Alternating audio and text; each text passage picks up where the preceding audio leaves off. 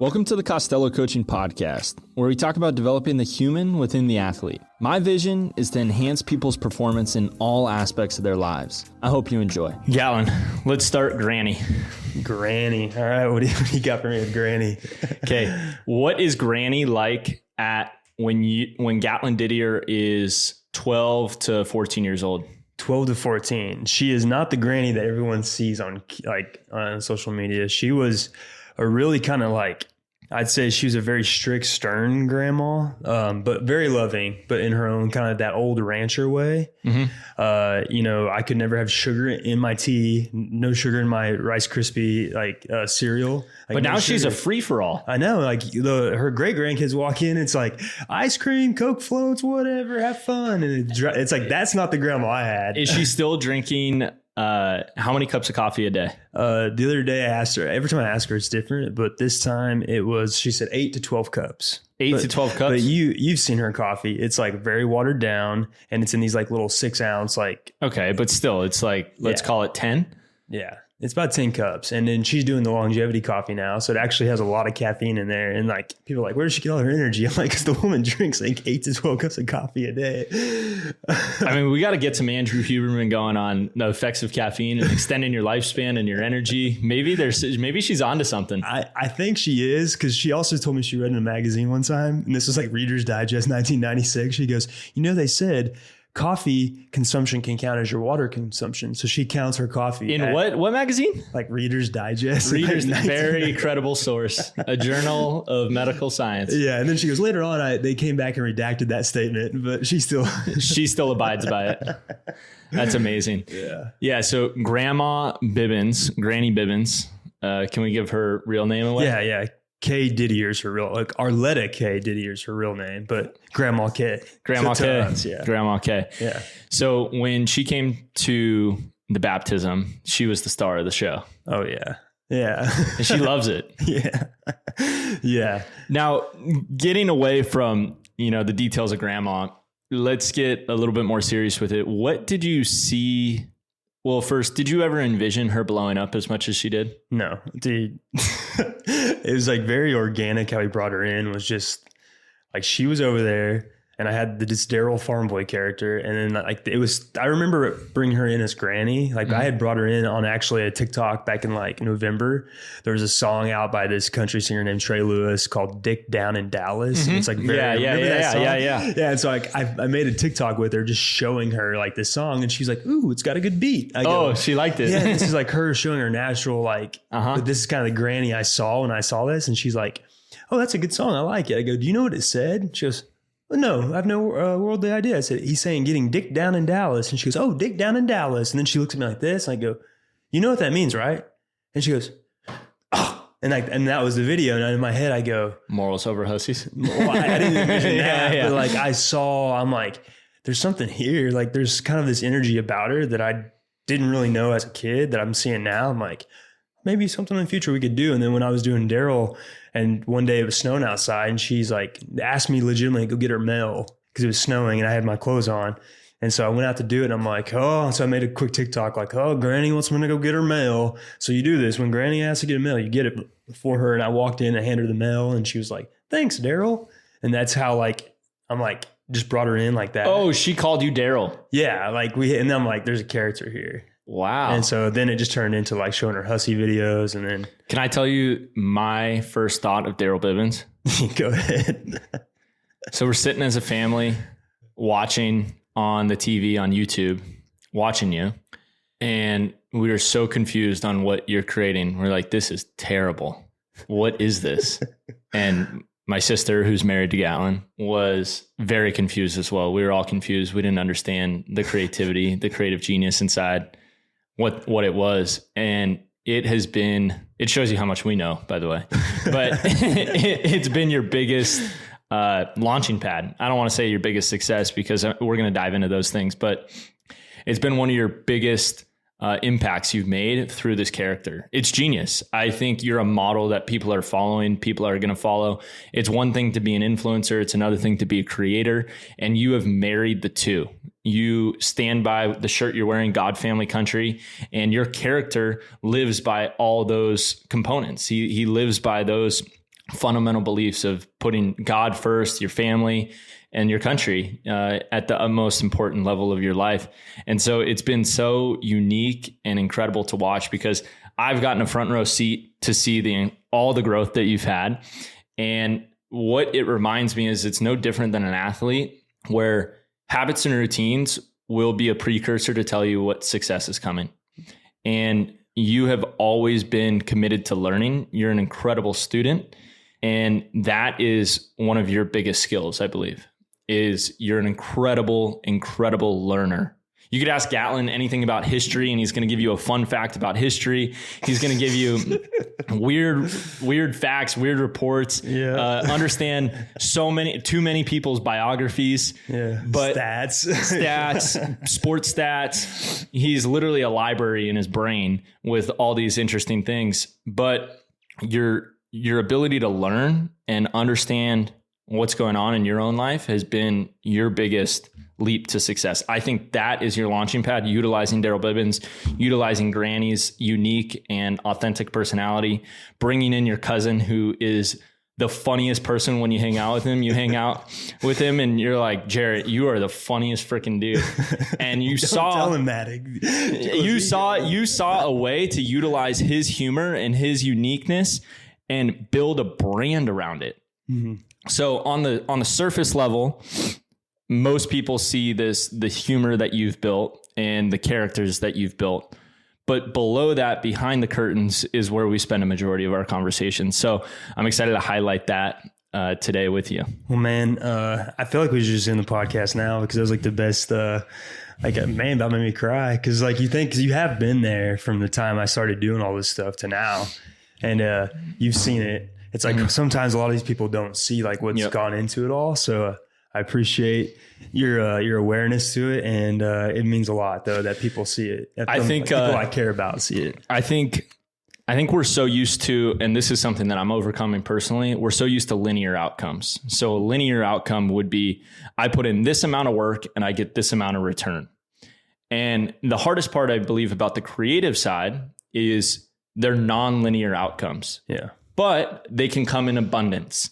So you go through all the same processes. And for anyone out there, there's probably no one in the influencer social media game that has as many views as you do and doesn't have a filmer, an editor, a producer. You literally do everything. When Daryl, Granny, and Gatlin, Granny, and Jarrett roll up to a place, you would think that they have some sort of crew with them getting all this content done. It's Gatlin holding the camera, which is unbelievable that he's been able to do it this way. But my point is, the process that you have is so committed, and you don't have a linear outcome because you put the same amount of effort behind every single video.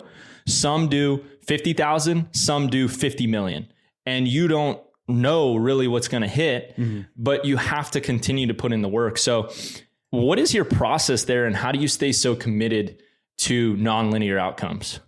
Man, really, I feel like, to me, I think when I knew I decided I wanted to go into like entertainment and that industry, I learned from just observing other people. Again, learning, like you mentioned, that there's paydays and there's no paydays, and there's a lot of more no paydays than there's paydays, which is like your linear outcomes. And for me, I just learned like, well, the more I'm creative, the more I can, that creativity is going to one day produce a result, and that be the outcome. But for me now, it's just like, the more, it's kind of hard to like conceptualize truly, like when you're in this space that we are now, the content creation, influencer, social media space. Like, if we don't put out a video, to me, like, we didn't do our job. We didn't do, people's expecting, they're expecting an episode from us for the day. Cause I see this all as like, it's a TV show, because that's where my brain is. That's where my training is. That's how my storytelling capability is. But to really, the real result is like, how can you make money at something? That's a true business. And once you are able to like, collect a dollar, you realize like, oh, there is a linear outcome to what I'm doing here. And what I've been able to realize, we built this world, and I learned in the world, there's so much opportunity for product placement. There's so much opportunity for merchandising your own stuff. And there's so much opportunity to really show people brands, products that can help their lives too within like within what we do, whether it's equipment to soda, like Granny drinks, the Jing soda. You know, there's, and that all has linear outcomes, but it's really hard to see for the people who are watching it. But for us, like getting back to your question, like what you're like, how hard is it to keep the process going, doing all this stuff? For me, I'm getting to do what I love to do every day. I decide if I want to make $1 today. So I'm my own business. Yeah, but you didn't start that way. No, but to me, it was, I'm getting to be creative. So I get to, that's a part of me. Like I got to get that out. And if I don't get it out, I go crazy. So like making a video, whether it's with Gate Bart and it's a quick little lip sync video, or Granny telling a farm fact, or me, like us, like we made the one about TikTok getting bananaed, you know, like that was, they're all different in their own like story they're telling. And they're all like, one's an original concept. One's like literally someone else made this. We're just lip syncing it. And one is Granny literally just stating a fact about a product in history. Like no matter what it is, it's that creativity is getting out. So something I'm trying to say is getting out of me. And then that's always kind of what's really driven me is like, I'm getting something out of myself that maybe it's subliminal, maybe it's in my subconscious. But we're also entertaining people. And when you really, the likes don't really matter to me, but they do matter because it's like, did we do our job of like the message I was trying to get out? Did people understand it? And so I think that's my ultimate, like what I'm doing. So you're trying to entertain? Truly trying to entertain people, but to get people to understand. It's like somebody who writes a song, like what are they trying to say? Are people really hearing the message you're trying to say? I think really at the end of the day, it's like, are people understanding like, yeah, we're on a little farm world, but we're talking about something, you know, a little bit bigger than what's happening on the farm, but we try to bring it down to like, it's very relatable to if you're in California or New York. So I think with any good coach, you will not have to be serious all the time. So a good coach can relate to people, and relatability does not have to be funny and jokey all the time. It doesn't have to be serious all the time. It's a mixture of human experience. So our human emotions are all over the place. If everyone was just happy all the time, then there would be no scale of sad. And we need sad times to make us happy and happy times to make us sad and everything in between. So what I hear you explaining is this. You are very relatable. Now, the content, it can make people laugh, whether they've never experienced a farm before, or they've never experienced beef in the way you've grew up around beef, or they never experienced living in Oklahoma. It's very relatable. So I will have some of my guys will check out your content and not realize when we did post together, they were like, how do you know this guy? How do you know this guy? I go, this is my brother-in-law. They'll start watching your stuff and think it's funny because of either their experiences with their cousin, Gate Bart, their experiences with their grandma, and there's a relatability. Now, where I'm driving this and what's going to hammer home this point is what you do and what coaches have to do is they have to relate to their people. They have to relate to their audience to really drive home and hammer home their message. Now, you are consistent on something that gets you the least amount of views. I know exactly what I'm thinking about. And you know exactly what I'm talking about. Now, that proves to me that you're more about a point than everything being about your likes and your comments and your engagement. It's more so about what kind of message am I providing to my audience, and tell my listeners a little bit more about what you do every single week on Sunday. Yeah. So every Sunday we do Sunday night Bible study, which was initially just Jarrett was doing these on his own. And I saw where his heart was coming out of it, like the intentionality behind it. And it was literally him just reading a verse and kind of breaking it down in the short time frame of 60 seconds that you're given on TikTok, any of these apps. And so when I saw him doing it, it was all on his cell phone, like very low quality. And me, like I'm a stickler for our stuff looking good. And I'm like, hey, if you're going to do these things, let's make it look better. Let's get that messaging down better. So the people who are listening and watching your stuff are really understand what you're trying to say. Cause I knew where his intentionality was behind it. So I was like, everything, what's what I love about Jared is like, he wasn't coached. He wasn't trained in the entertainment world and like scripting and all this stuff. That's one of the best parts about him. And that's truly is what probably holds a lot of people back being creative, is that they're so well coached or so educated that they almost will just like constrict themselves. And he has no constriction, which helps me a lot. But I was like, hey, we can do this better. And then I also saw like an opportunity is like, okay, this is a way to get our God message across to people whether it's getting 1 million views or whether it's going to get 1,000 views on whatever platform it's on. So how it all has gotten to now is like, we sit down, we talk about, we go through like verses that we've read this week, because we're both very strong in our faith. And we like, how's this help? How can this be relatable to people? Maybe it's relatable to what's going on in the world right now. And then being consistent with it is just like, hey, if you really believe in what you're preaching, which we don't preach, that's what I like about it, is like, we're just reading a verse and kind of like, this is how we interpreted it.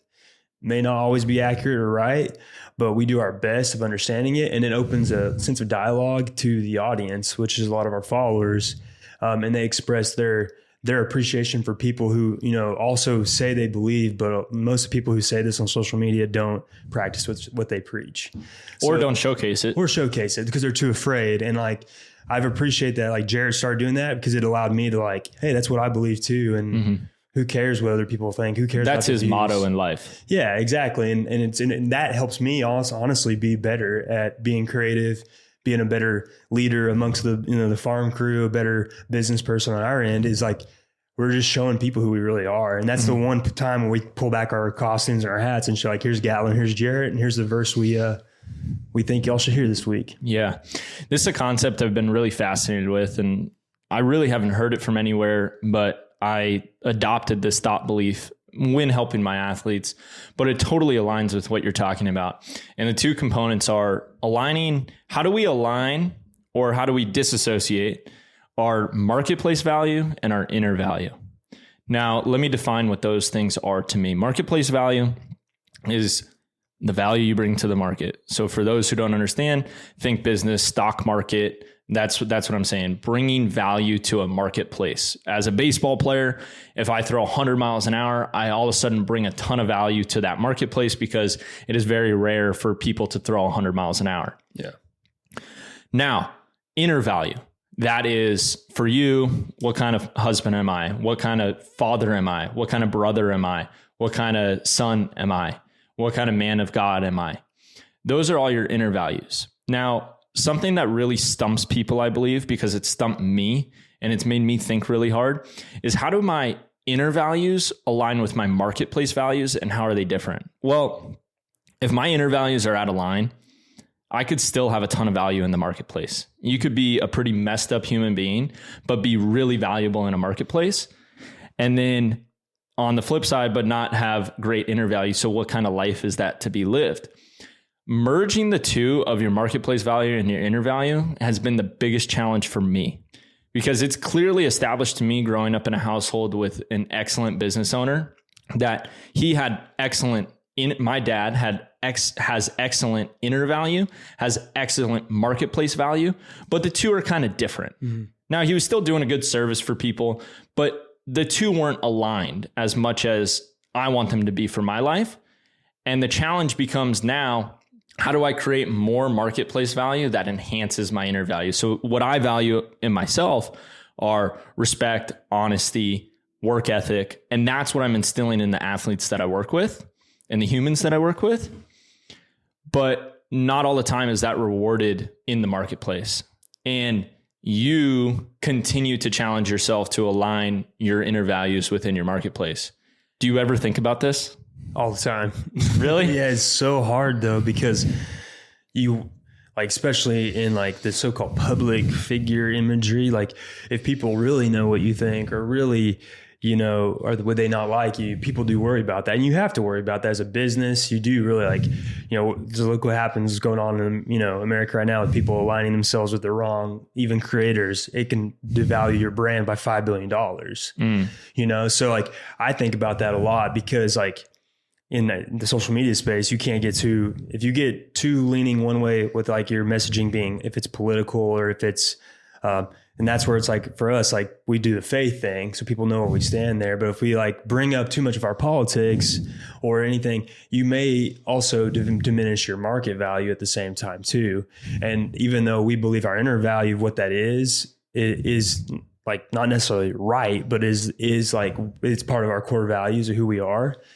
We do have to kind of like ways like what's more important here though, like just being the good, wholesome people we are and bring the messaging subliminally through that, or do we really want to tell people like, no, like don't, we're not telling people how to like vote or whatever, but like, do you really, is it worth basically saying, well, this is what I believe, and if you don't believe it, you're wrong? Is it worth saying that to diminish more than, to me, it's not just your market value, you're diminishing your brand and everything, what you stand for. And at the end of the day, what I've loved about bringing in Granny and bringing in Gay Bart, we hit a lot of different demographics. But the struggle I have with it all is like, in the long run, you're like, what are we really doing all this for too? If we're not really trying to bring values, inner and market, like you were saying, intermingling together. And I think we actually do a really good job of it, because we literally sell shirts that say our values, our inner values. And there is a market value for us. And what I appreciate about we're very niche in our who we are, and what we are is the agricultural industry, the heartland of America. That's basically who our stuff's made for. But yet Granny's followed by Snoop Dogg. It's like, that relatability of family dynamics and Snoop Dogg isn't wholesome and middle America. probably not, he's not viewed that way, but like our messaging of that somehow hit his team or his people to like, man, she's worth following. Yeah. She's funny, an old lady. And then she's over here saying morals over hussies. And what's been cool to see is like, the more we've kind of actually dipped down, bringing in our inner values into it. And I've seen, I think I'm giving you an idea. You're giving me something right now. So here, this is what I'm saying. This is the point of this. I want to not challenge you, but what I continue to challenge myself on is continue to dive deeper on what I value and what I'm working on as a person, and put that towards the people that I work with. Now, what I mean by that is for myself, so what I do when I'm working with my athletes is, if I'm constantly challenging people in very specific areas, I need to make sure that I am doing the work on myself as well. Now, I work with athletes and people in so many different categories that it's unrealistic for me to think that I can be an expert at everything and I can work as hard as I possibly can at everything and help others and do it all. So there is grace that I give myself. But I challenge myself to constantly work harder on myself than I do my job. And when I have aligned that thought belief, everything comes in abundance for me. When I work harder on my job than I do myself, all of a sudden my job becomes really hard, because I am bringing my inner value to the marketplace, which is the greatness quality. I have a performance coach. I tell you all about him. He's unbelievable. 84, double PhD in theology, psychology. We meet every single Monday morning at 11 a.m. Really resets and sets the tone for the week, sets the tone that I'm going to be working harder on myself than my job, all these components, right? And we're working on all different types of psychology, business, life, mentorship, coaching, great things that we're working on there. But when I dive deep into it, I understand that everything is coming for me in abundance when I am working harder on myself. And that is something that is really hard for people to do. They don't even know where to start. And if we can figure out our inner world, what my coach says is our inner genius shines. And I love when he says that. I love when he says your inner genius. I believe each person has inner genius inside of them. And my job as a coach is to pull that out of them. Now you have a ton of inner genius, and you showcase that through your platform, which is remarkable. Now, there is a shift that happens in people's life where they say, I am going to take my inner genius and showcase it to the marketplace. That's a big leap. That takes a lot of courage. That takes a lot of faith. That takes so much confidence. People don't just open themselves out and go out and do it. That's why there's only so many people with millions of views. That's why there's only so many great coaches. That's why there's only so many high achievers. We could call it the 10%, but it's probably less. Yeah, honestly. Yeah. It's less. So what makes people, because I truly believe everyone has an inner genius, and it's their job to either find their inner genius or find someone to help them find it. But then it's their job, and it's only their job to have the confidence to showcase it to the marketplace. All of a sudden, marketplace and inner value align. When they align perfectly, you become worth in abundance because each person has that. Now, only so many people get an opportunity to tap into that in their life. And that is That is the essence of what I do. I want to pull that out of people. And I'm working as hard as I possibly can to pull it out of myself. And all of a sudden, oh man, that guy's a force to be reckoned with. Man, have you seen that guy develop people? Man, you deserve this, you deserve this, you deserve that. And now where I sit is I was giving pitching lessons in a park 3 years ago and setting up a pitching mound in a park and catching bullpen. And I still do that every day because it taps me back into Tuesdays and Thursdays. I do that because it taps me back into where I started. And it's so fun and freeing. Why wouldn't I do it? I love what I do. So why change it? But then also challenge myself to grow and build a bigger brand so that I can impact more lives. And literally that's it. Yeah. Now, all the success that comes with building a bigger brand, helping more people, I bring more marketplace value. And all of a sudden I become more valuable to the marketplace, which is rewarded in dollars and cents. But at the end of the day, we all know just because you make a lot of money doesn't mean that you're happy. Yeah. And it doesn't mean that it aligns with your inner value. So continuing to strengthen the inner value, and showcase it in the marketplace, that's what brings success. Yep. And that's what you do really, really well on your best stuff. So if you take anything from this, I think it's how do I align Gatlin Didier inner value in all of my content? Hey guys, hope you're enjoying the show. Only way this podcast grows is if it's shared. So please share it with your friends, family, or anyone you feel like it can help enhance their performance in their life. A little karma goes a long way. Let's get back to the show. Which videos do you think you've aligned your inner value the most? I could probably tell you all like the 5. I could tell you right now. Like that, I could mention the TikTok banana one. Because we made fun of like just the concept of it all. But we all, we just like what I really believe, which is like we're all, all politicians are corrupt. Every one of these apps are recording our stuff. Like that's just what I believe. It's like, well, why are we worried about so that's kind of the most recent one. Number 1, banana. Number 2, banana. Man, another one of my favorite ones is when we had grandma. Gosh dang, I'm trying to think of when the verified one, like making fun of being verified. Like that's one of my favorite personal ones because like the validation of that. Yeah.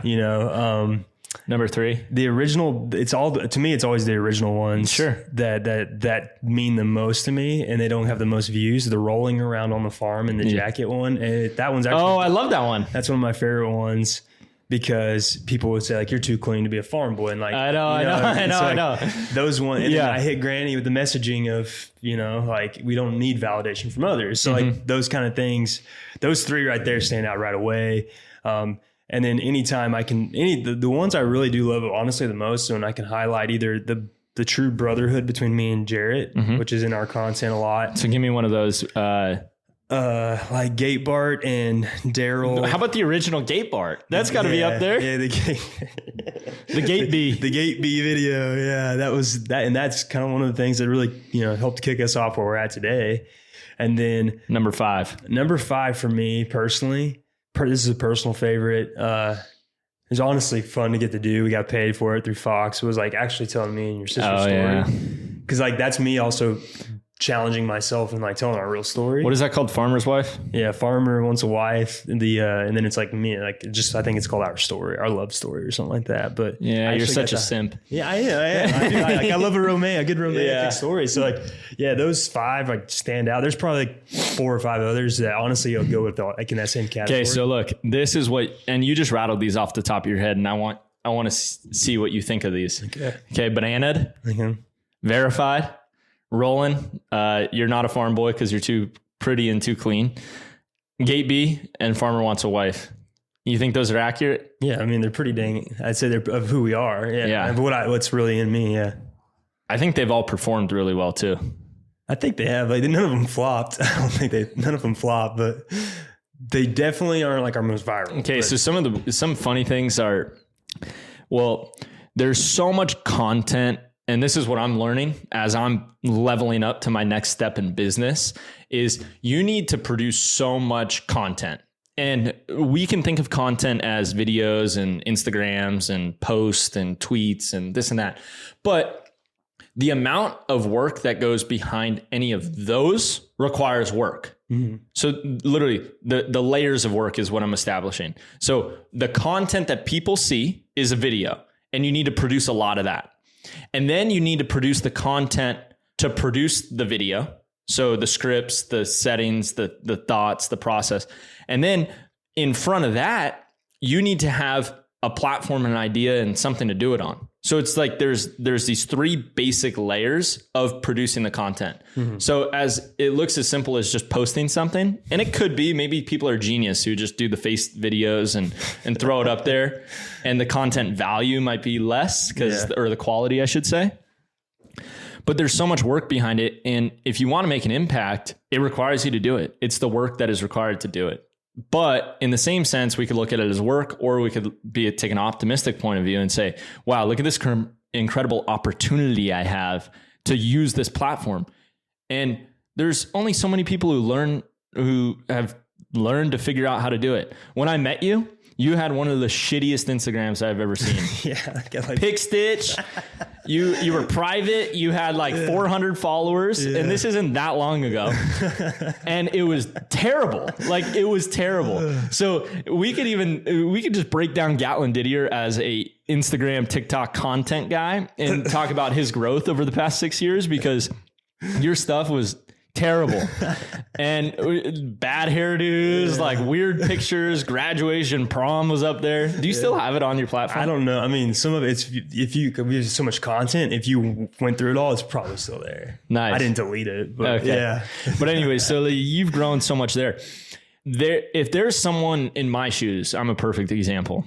We already have these conversations, so it might feel like you're reiterating them to me. But if someone's inspired by this and says, man, they're right, I have a lot of inner value I want to share with this marketplace, and I'm going to utilize these platforms like this guy has done. He's an inspiration to what I want to do. What are the first 3 steps you're going to have someone do? First 3 steps to me in building a platform. I always, when people even ask me this, like on the side and stuff, I say, come up with a concept. It's the 3 C's I live by. Concept. Love it. Create it. Yeah. Concept, create. So those 2, like, I normally put them in the same category, the concept and the creation. That's like one whole category. Okay. Consistency of just doing it. Okay. Consistency. Good. And then the last part is just analyzing the content of itself, the content. So you have your concept, the content, and consistency with it. Because I believe consistency is key and content is king. Okay, so you've been jumbling all your C's. Let's make it clear for these people to understand. Yeah. So just concept. So come up with. Start from the top. Come up with something. Create. That's why I do the create and concept. So number 1, create. Create it. Post it. Be consistent. Be consistent with posting. Number 2, consistent. Okay. And then the last thing is just like, it is king. Content, being consistent. So just produce a shit ton of it. Create, consistency, and content. Content is king, and being consistent with it is just, that's the key. So look, this is the way I interpret it. And I mean, this is like my redneck way of like, I know it is like most layman's. Dumbed down. Yeah.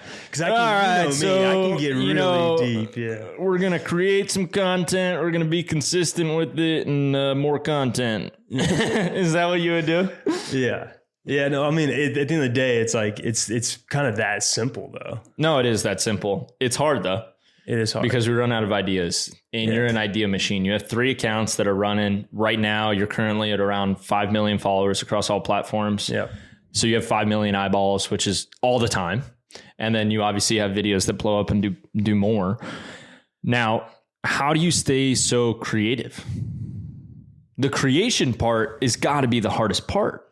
It's probably the most energy, like, draining. Probably, honestly, is the thought-provoking part. Yeah, because I honestly come up like ideas, like the concepts. I've probably came up with like 1 million concepts and executed on like obviously 10,000 of them. So I'm 1% of the ideas I have.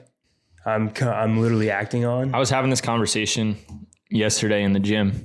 We want to create something called Gym Bro Convos, because the greatest thoughts and convos come up when your dopamine's high, like when we were on a hike yesterday. Yeah.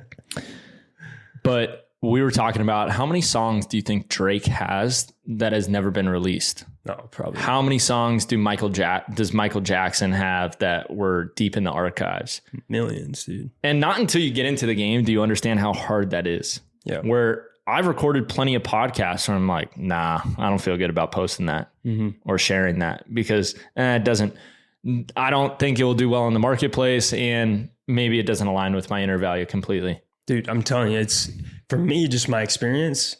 There's, like I said, ideas wise, and then even filming wise, like you said, podcasts, like we've probably only. What's a new idea that is going to be out by the time that this gets thrown up? A new idea? What's your latest idea that you're going to execute on?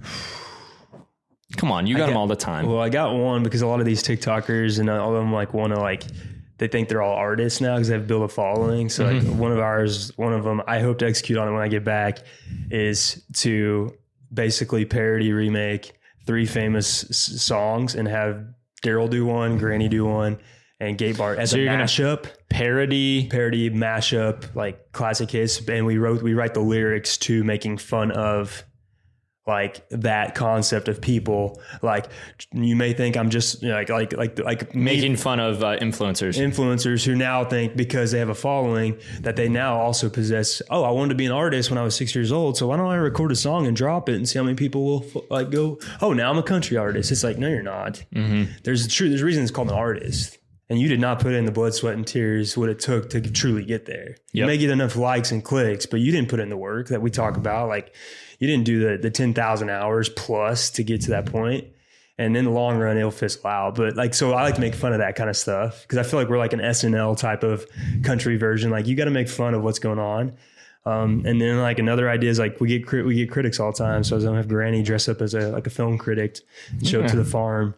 And be like, I'm here to critique y'all's farm, and then go around the farm and like, y'all are too clean, crops don't look good. That's a check. It's like if an auditor showed up to dock you. So it's like another idea. Probably, I don't know. Who knows if we'll shoot it or not? If we shoot him, and who knows if we'll post it. But those are some ideas that have been thrown out there lately. As of right now, what is your biggest challenge?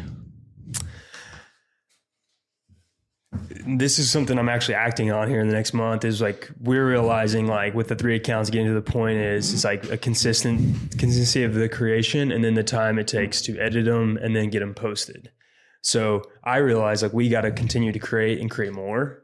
So my biggest challenge is like creating more at the quality we've been doing and enhancing that concept, enhancing the value that, like you said, intermingling your inner value in with the market value, keeping that and keeping it scalable and growing while also like coming up with something like doing something that no one saw us doing. So like, I think that would be a micro challenge. So I look at things as micro challenges and macro challenges. So for example, I'll use an example for me. Micro challenge would be I'll start with a macro challenge. Macro challenge for me would be, how can I maximize my time better?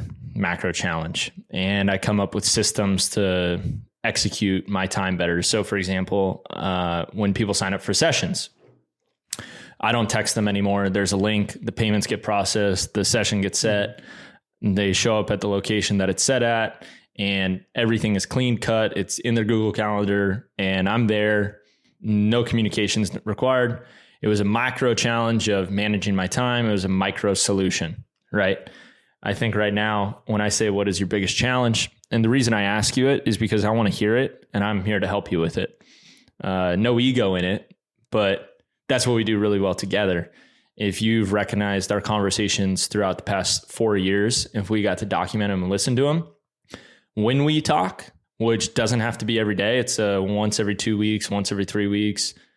What we do for each other and why you're a brother of mine is because we listen to what's going on with that person and we're there to support them. If we don't have the perfect opinion for it, we'll find a solution from somewhere else. And we constantly done that for each other. Yeah.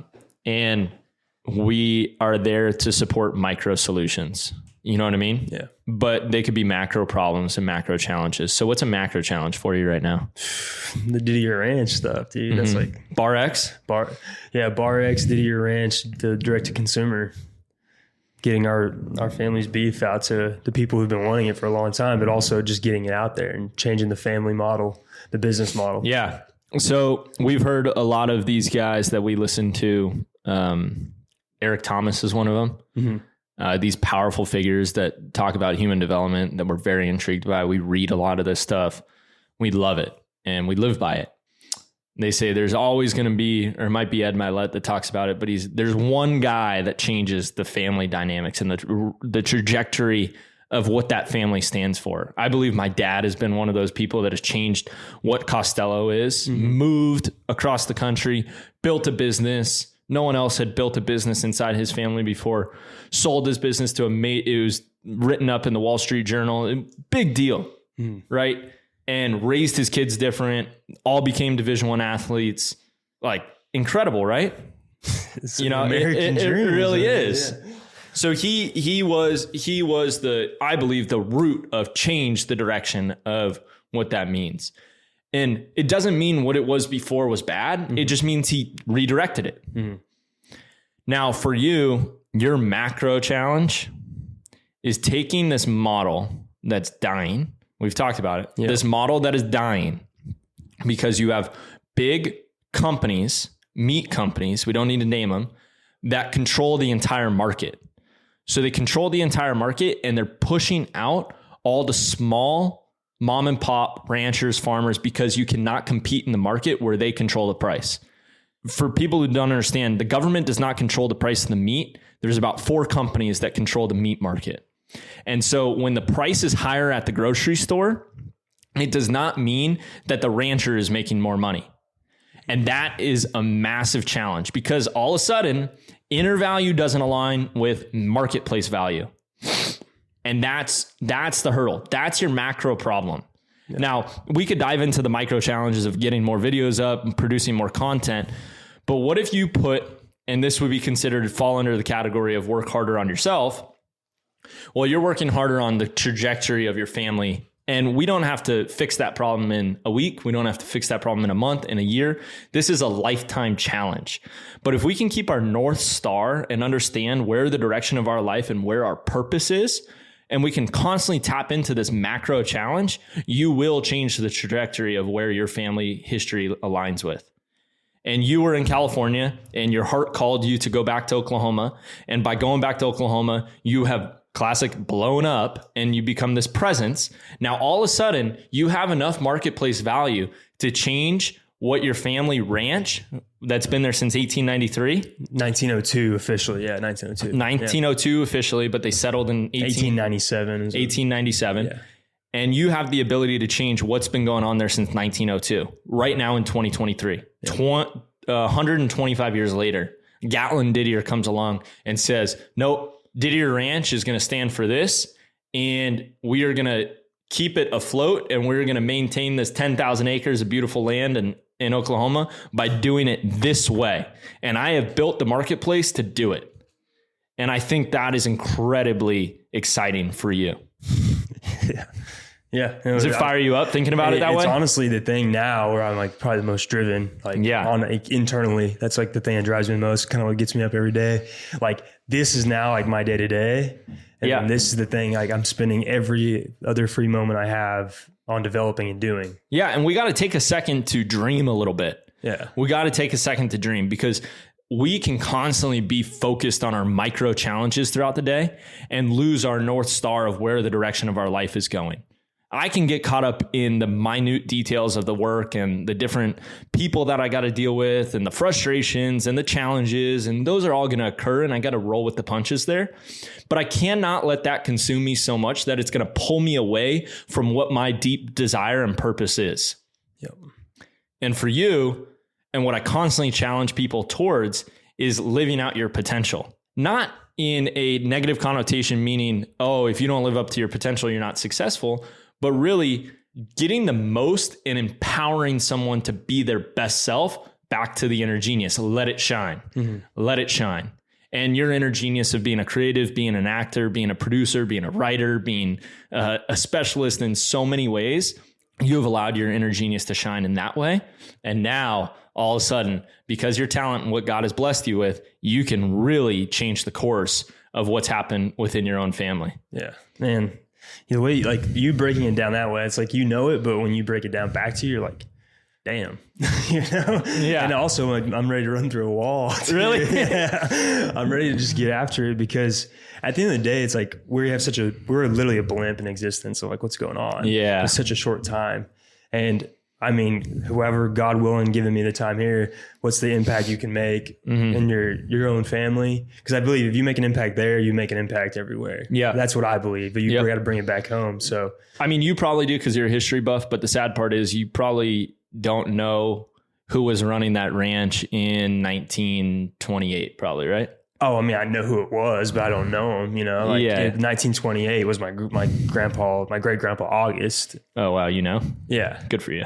Yeah. I know who it is. I know the family because, you know, like you said, I'm a history buff, but, you know, he dies. Grandpa took over at 14. He's 14 and know how to run it. So my uncle came in, Uncle Bert, his mom's brother, who had his own ranch, came in and taught him until he was like 18. So it's like all this stuff. This is also what fuels me, dude. It's like the amount of blood, sweat, and tears that went into all this stuff before even I was here to do what I'm doing. And you talk about blood, sweat, and tears, what I'm doing. No, like, talk about what these people did. And like, how can I honor that? And that's also what drives me, is like, you got to honor what came before you and respect it, because if you don't do that, what do you believe? Are you a man who has true values and principles? Like, do you have anything to live by? And if you don't, then what's your point of being here? And I know exactly who the heck I am because of the people who I know came before me and what they did to get here and why my family is how it is. So this is something so interesting too, that always amazes me about your family.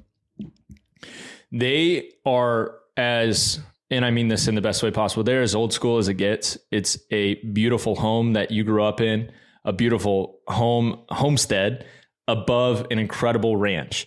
And for them to give you the support and kindness of saying, Gatlin, go after your dreams, go become an actor in Hollywood, go do it. And for people that don't understand the story, let me give the Spark Notes version real quick. Gatlin graduates from OU, met my sister the summer before, moves after he graduates to Hollywood to become an actor. He had been dating my sister for a year. They fall in love. They know they're going to be together.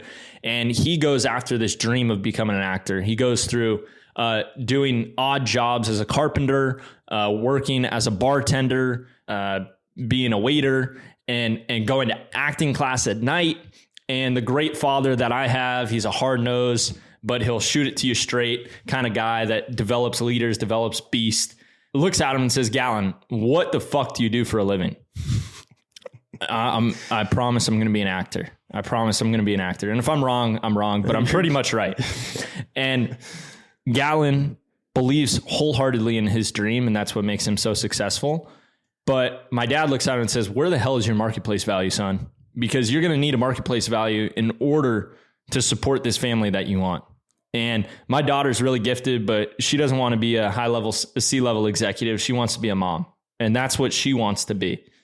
And she could do whatever she wants because she's amazing in her own right. But that's what she wants. So you look at yourself and you say, you know what? I'm going to take this into my own hands. I'm going to start creating. I'm going to start producing. There's no reason why I can't practice this craft and put it out for free. And all of a sudden I'll start bringing some value. And within 18 months, 24 months, 28, 36 months, somewhere in that range, you begin to provide a whole bunch of value to the marketplace, utilizing what you believed in. Totally different probably than what you envisioned when you're 18 years old, 19 years old, or what you envisioned when you moved out to Hollywood. Yeah.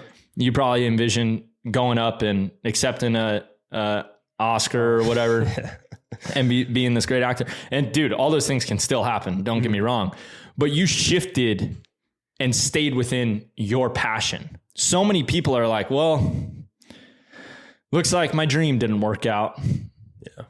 Sometimes we got to shift within our dream. My dream, pitch for the Dodgers, be at Dodger Stadium, be Clayton Kershaw. Well, it didn't happen. Can I still be within baseball and do what I was called to do by God?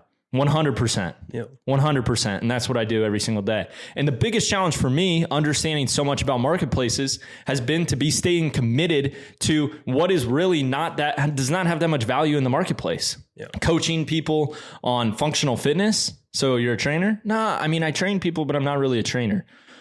but I work with them on mental emotional. So you're a sports psychologist? No, I'm not a sports psychologist, but I help them with that. And I teach them how to eat well and what types of foods to eat and when to eat and how to gain size, how to lean out. So you're a nutritionist? No, I'm not a nutritionist, but I know how to do that. And what kind of sleep patterns they should have? No, I'm not a sleep expert, but I know enough about it to coach them on it. Yeah. And biomechanical analysis. So you're a doctor in biomechanical movement patterns? No, but I know enough about it to teach them about it. All of a sudden, I took everything that I learned over the course of my 16 years of playing baseball and working with the best coaches in the world all across the globe and boiled it down to that concise information so that I could go distribute it and help more people. And that was my calling, to serve others, to help them. And that's what I get to do every day. So now the challenge becomes, how good of a freaking businessman are you so that you can take what has been a broken model and make it a successful model? Tommy, you trade your time for money all day. That's not smart. Well, I got to make it worth something. I got to bring so much value that my time is worth so much. So I've found a way to completely align my personal values and distribute and create more value in the marketplace by continuing to refine and get better at myself. So the biggest thing that I believe challenges you is understanding the marketplace of the meat industry, having those facts on the back of your hand. Mm-hmm. If that aligns with your North Star, you got to know everything about the freaking meat industry. Yep. If I bring up the meat industry, you got to rattle off everything you know about it right to me. Now that's hard because that does not align with your micro challenges whatsoever, but it is your North Star. It is what's guiding you because that's what's important to you. Oklahoma is important to you. You take so much pride in Oklahoma in a good way, dude. When I go to Oklahoma, we have a hard time not taking pride in like the state. I don't know why. It's like something that the state does a good job of ingraining in the citizens of it. I don't know why. We all have a chip on our shoulder. You take pride in Oklahoma. You do. You're an Okie. It's because, people shit on us all the time too, I think. It's well, a lot of people are moving there too right now. It's the same. It's like, but I think also that's the history of like Okie, where that comes from. It's like people moved to California because of the Dust Bowl and like challenges. Yeah, they had to shift. Yeah. So I definitely carry that as a part of my personality. Yeah. So Gatlin, thank you so much for doing this with me, first of all, but also sharing this conversation, allowing people to learn from this conversation. I hope it helps them. It will. Yeah. It will. You're more so than the conversation. Everything that you put into your brand and everything you put into your life is showcased, and you're allowed to showcase that on your platform and help so many people. So whether you watch his content or you scroll through, or you can admire his statistics of how many people and how many people he's entertaining, there is a lot of work that goes in behind that. And there's a deep calling and a deep purpose behind what he's doing. And I'm incredibly grateful to share this conversation with you. Well, thank you, man. I'm just honored to have you and know you and call you as a brother, but also as I always say, the reason, like you said, with our conversations, I feel like iron sharpens iron, and as like a friend sharpens a friend. It's one of my favorite verses. And that's how I feel like our relationship has been since the day I've known you, since the day I met you when you were a 17-year-old kid to the man I see in front of me today. And so I think that's always what has made our relationship strong, is like, we're not, we're making deposits into each other all the time, and there's like minimal withdrawals ever. There's just always, we're here checking on each other. And that's why I value this and getting a chance to talk to you and be a part of your world that you're building, your brand. And man, dude, literally one of my favorite human beings as it is anyway. So I could sit here and talk about you all day, but just honored to sit here and talk to you and highlight what I've been doing for this crazy. Because like you said, you've seen me grow. I've seen you from those pitching mound days in the park to, work and starting your thing, and to seeing what's built today is just awesome to have seen from my end too. So, and then we've both been busy, but we both have gotten to be on the front row seats of each other's success to this point. And I can't wait to see what the long run has for both of us, man. And again, honored to have you. And one other thing, I forgot to mention this a while ago. One of my other favorite videos that is on here, and I actually got a lot of text messages from people in the industry about the video that me and Tommy made to highlight your your app. Yeah, we did this last summer, and you put me through a whole process, and I got in like the best shape I've been in like 5 years going through this program you built me. And I had so many people who are marketing, like the heads of marketings of companies, text me and go, "This is the best ad I've ever seen on social media." No way. Yeah, like literally one of the biggest apparel. Well, maybe you can get them to freaking buy my program then. Come on, guys. I mean, But I always tell people, I can get you views, but you got to make the sales yourself. Yeah, you freaking right. But I have your boy throw it in so people can see it. But that's also one of my favorite videos we've ever done because it was hard. Like, how do you get fitness into farming? Well, you found a way. We did. You always find a way. You're inner genius. Yeah. You're inner genius. Amazing. Hey guys, thanks for listening to the show. I hope you benefited from this. Give the show a follow, share it, and comment what you'd like to hear more of so we can help more people perform in all aspects of their lives.